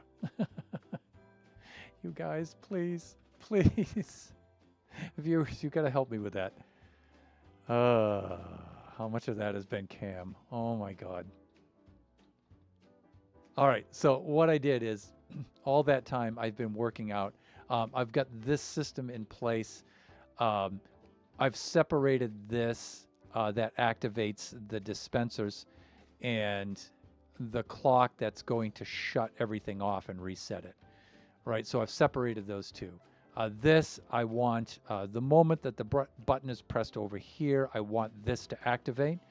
And then I want there to be a delay after that, a certain amount of time, will then activate the command blocks and then reset the system. That's what I'm trying to do.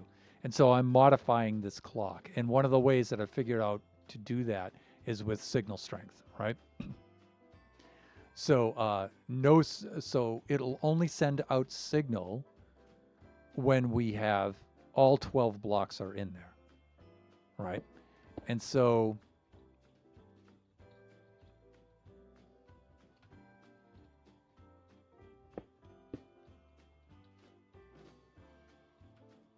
this is what I'm thinking. This is what I'm thinking, like right here.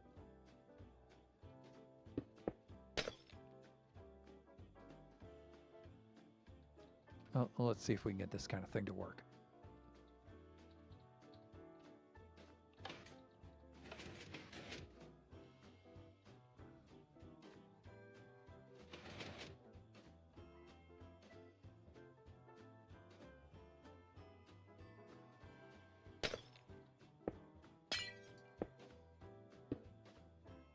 All right, let's try it again.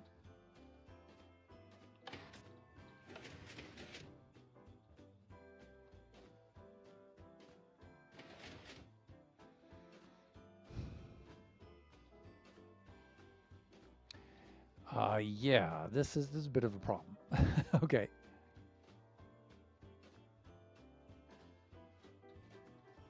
All right, let's look at our outputs here.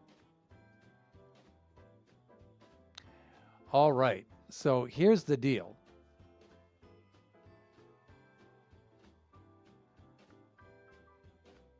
It's 1 or 12. So we have to make this go to the next level. We have to bring it to the next level. And again, I could take out the time to work the math. I've done it before on stream. Or you can just keep adding blocks into it. I think we're going to get like 41. Oh, no. We've got less.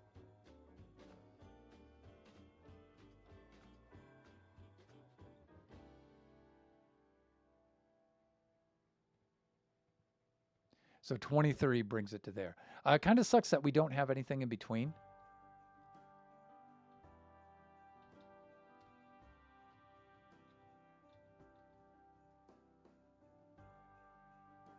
So I think I said, what, 23?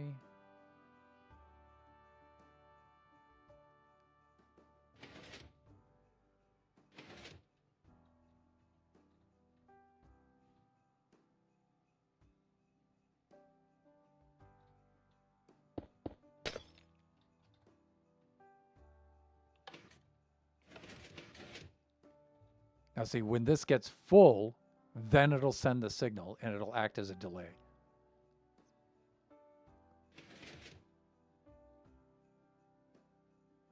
That's going to do it, people. That is definitely going to do it. Now, if I want less, if I want a more compact system, then I can do this, set this, and then I can figure out a way to set this in subtract mode where it'll allow less than those items and stuff and go in. I could do that. But this is already pretty small.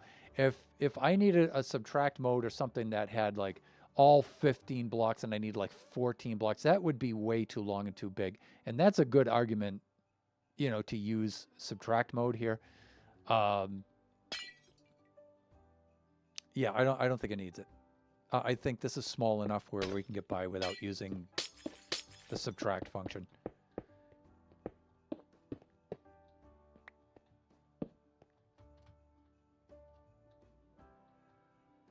And, you know, you can use all kinds of things with the subtract function. You can use a, I think the most common thing to use is probably the composter, that one, the auto crafter can also be used for that too. And you can use that to set the levels. You can use several things for it.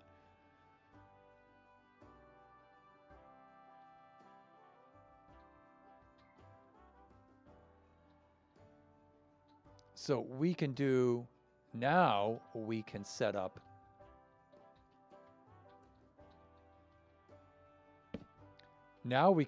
a command block. And we can set up a chain of command blocks.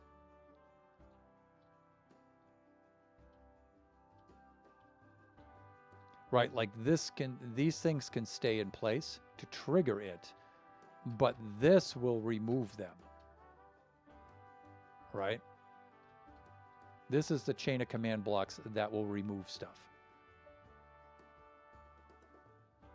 Hey, there's Jeppo.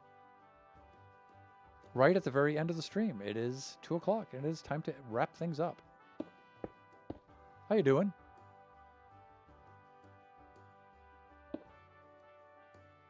Happy almost New Year.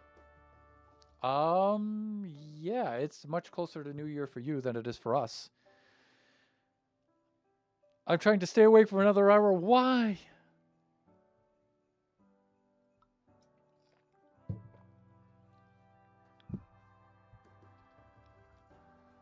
Why do that to yourself? The New Year's going to happen, whether you're awake or not. For the bubbly, of course. Okay. Yeah, rituals are fun, right? I mean,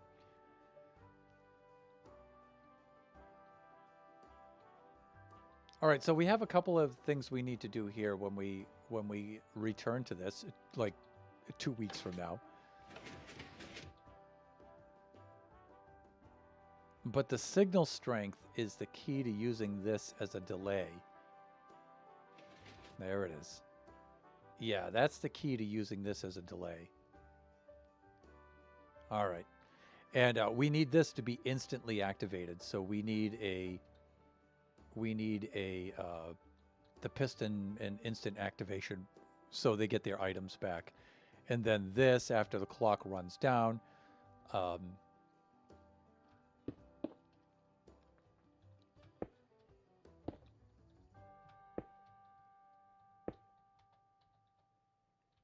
and I forget, when we're running a command block, do we need a... Kind of looks like we need a repeater into it instead of just redstone, but we can try that.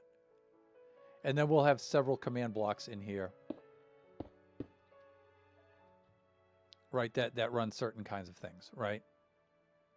And we don't have to run them necessarily in this direction. We could bring them over this way, whatever.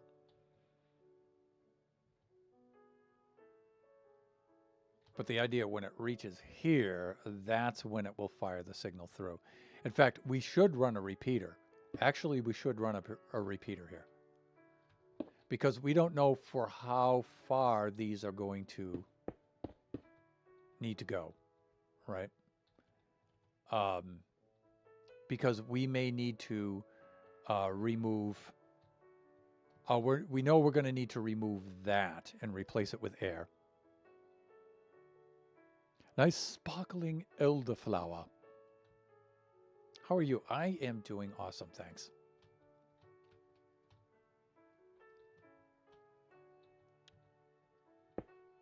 Kachi and Biggie are home. I mean, Biggie's out right now, but he'll be back later.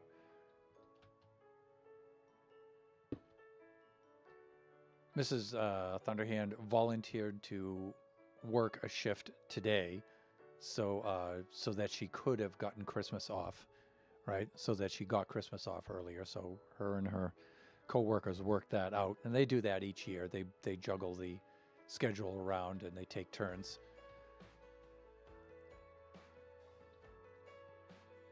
But we don't really do too much for New Year's.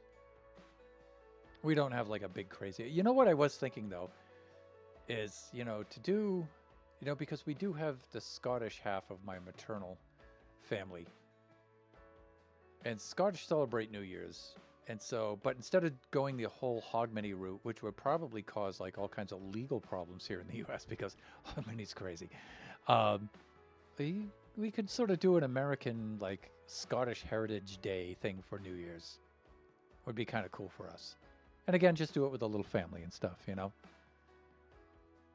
Sort of like we do St. Patrick's Day here in the United States. It's more like Irish Heritage Day for us here in the U.S. than it is for the actual religious holiday like it is over in Ireland. So it's great that they can be flexible and help each other out like that. Yeah, well, it's nurses with their super powerful nursing union and stuff, so... But they all juggle their schedules around and stuff to cover for each other. And like some years, Mrs. Thunderhand has had to work Christmas on some years. But it's like no one ever has to like work several Christmases in a row or anything. They all take turns doing it. So, do we eat green foods on St. Patrick's? Absolutely not. No, I'm more for me. St. Patrick's Day is more like Irish Heritage Day. So I have like Guinness beef stew, the Guinness beer bread. I have the neeps and tatties. I have all the Irish food. We play the Irish music. We do all of that stuff. Green eggs and ham? Absolutely not. No. I'm a little bit less like my fellow Irish Americans with that. But there's some things I do. I do wear the green. I do wear the green on that day. And I do bestow on people honorary Irish status on people who are not Irish. I do those kinds of things. You do get pinched if you're not wearing the green. Yeah, so. But it's mostly about food and music for us. But that's not typical for Americans. Yeah, that's a little atypical for us, but.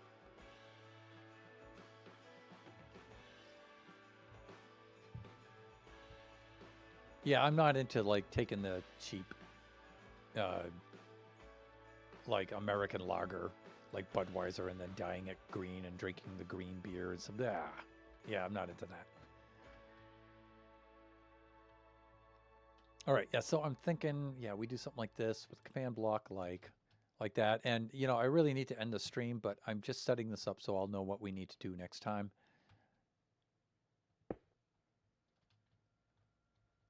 Yeah, and then we can let's just set several of these into place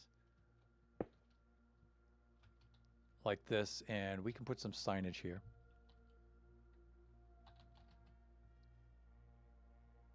Just to remind ourselves, because it'll be the week after next before we see this.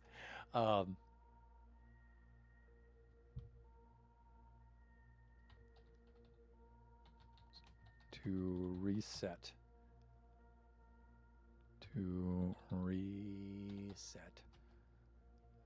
And then we'll say what features.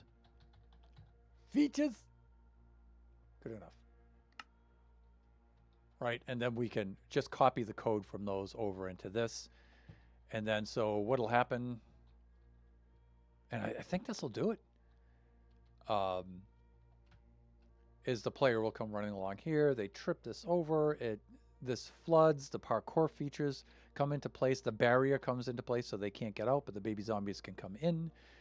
They either try to wade across or they use the parkour to get to the end. And then when they push this, the dispensers dispense their goodies, which is the shillelagh with knockback 2, speaking of St. Patrick's Day, and then the Gilly Brogues, the galoshes, right, with Depth Strider 3. They get those immediately and start, roaring back through the water. Now the baby zombies have to wade through this. It slows them down, but you can hit them with the knockback stick, and then the Depth Strider 3 boots help you get through the water fast. And then hopefully by the time the player gets right about here, it undoes these features. So these parkour features will retract back into the walls. The water will then drain, and then the barrier blocks will come down. But the barrier blocks, these need to be put into place like this so they can come up and over and not reactivate. So that has to be a different system. There has to be another delay there. And then these will then go away. So, yeah, there is that. So that's where we're at. And then we should be finally finished with this Aqua Parkour feature, and we can move on to another dead end feature. Hopefully some easier ones that are a little bit faster to implement. But we have two really big features. Again, I've worked them out ahead of time. Maybe I can just copy them back into the system, but maybe not. I may have to modify them extensively. One of them will be the open area. That'll have to go into this somewhere. Not necessarily the middle, but the open area. And then the exit that has the anvil run, where they're exiting on out through, and the anvils are being hurled through the air at them as they're on their way out. So those are the two big features that need to go into place. Then it's just a bunch of small features, really. And then we should be good. We should be good to go. I make it sound like there's, a couple more streams and when we're done, No, it'll probably take a long time. There are weird things that happen. Like, I did not expect this Aqua Parkour feature to take as long as it has. Good God, that's so hard to do. There was a couple of features like that took a really long time. Like making this whole system, the underground tunnel, the tunnel drop, was very hard to do. This turned out to take a lot more time, where the player falls down through. They go through a dark tunnel down through here. Then we made a little stop in here we made a little character stop here. Suspicious stews, right? We made a silly little thing there that they can see, and then the player can then come up through in a different part of the maze and then carry on through somewhere. Yeah. So the idea of that was if the player got too far away from the exit, if they happened to be lucky enough to stumble across this, it could deliver them into a different part of the maze that would help get them out of it, right? So that's the idea. Okay, let us then wrap things up here. Let's see if there's anyone to whom we would like to raid out. What?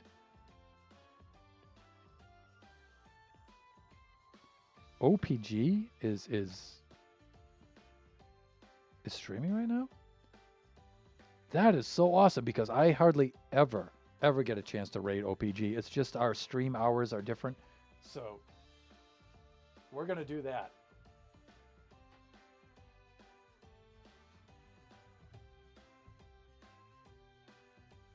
Let's set up the raid. There we go.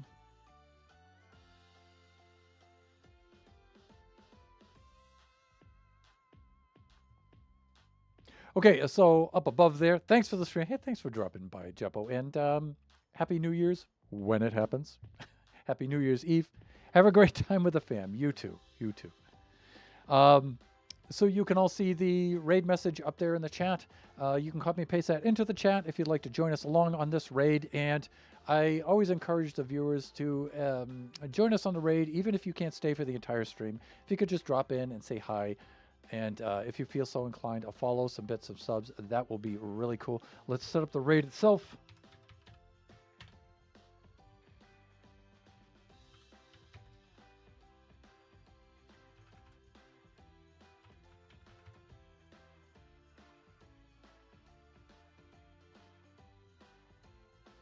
And there we go. The raid is now counting down for fellow buffoon, good friend, and super cool dude.